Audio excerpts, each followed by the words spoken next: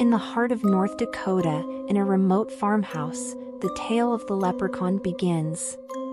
The film opens with Dan O'Grady returning from a trip to Ireland, elated by his successful capture of a leprechaun and the theft of its pot of gold.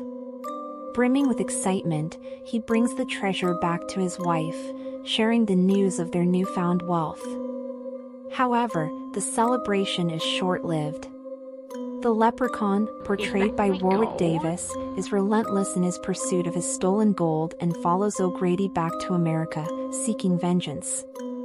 The leprechaun's arrival at the O'Grady farmhouse quickly turns tragic. He brutally murders Mrs. O'Grady and confronts Dan. In a desperate bid to save himself and keep the gold, Dan traps the leprechaun in a wooden crate, securing it with a 4-leaf clover to neutralize the creature's powers.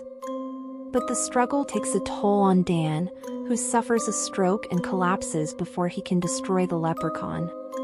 The story fast-forwards 10 years. The once bustling O'Grady farmhouse now stands as a rental property. It is leased by J.D. Redding and his teenage daughter Tory, played by a young Jennifer Aniston, who are looking to spend the summer away from the hustle and bustle of Los Angeles. Tory, initially reluctant to stay in the rural setting, is soon charmed by the rustic charm of the farmhouse and the local handyman, Nathan Murphy. As Tory and her father settle in, Nathan and his friends, Ozzie and Alex, are hired to paint the house. Ozzie, a simple-minded but kind-hearted man, hears faint cries for help coming from the basement. Despite Nathan's warnings, Ozzie investigates and inadvertently releases the leprechaun by removing the 4-leaf clover from the crate. The malevolent creature, now free, is immediately fixated on retrieving his gold.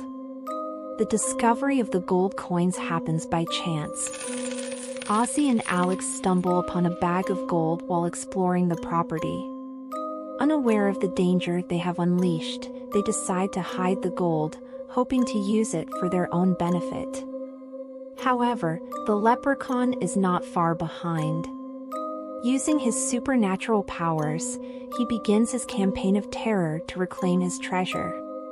The leprechaun's first victim is a local shop owner, whom he gruesomely murders while retrieving a gold coin that Ozzie had taken in for appraisal. His spree continues with the brutal killing of a police officer, showcasing his ability to blend dark humor with violent acts.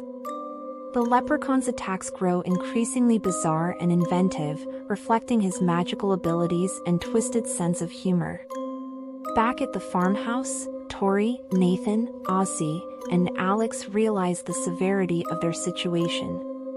The leprechaun torments them with a mix of physical attacks and supernatural tricks. They desperately search for a way to stop him, but conventional methods prove futile.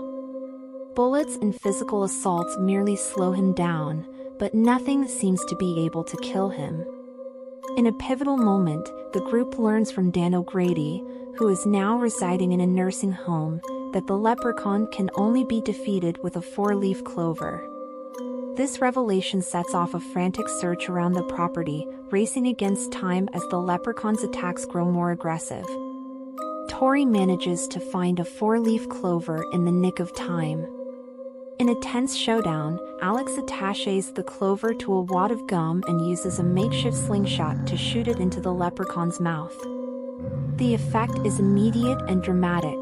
The leprechaun begins to melt, his powers neutralized by the clover's magic. In a final act of defiance, the creature lunges at them, but Nathan pushes him into a well. They set the well on fire, seemingly destroying the leprechaun for good. As dawn breaks, the group is left to process the night's horrific events. The farmhouse, once a symbol of rural tranquility, now stands as a testament to their ordeal. Despite the destruction and loss, they have survived.